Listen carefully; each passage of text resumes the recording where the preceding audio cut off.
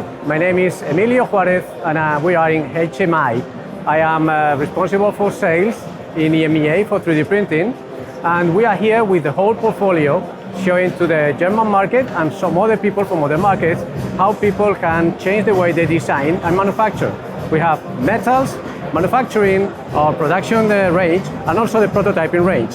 And this is one of the first times that we are exhibiting all together.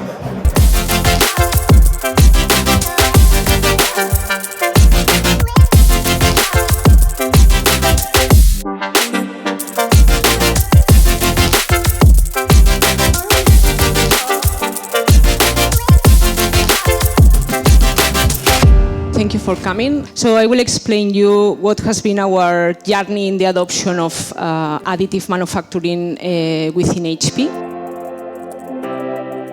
How to change the way the world designs and manufactures. So there are 3-4 things that I'll take you through today.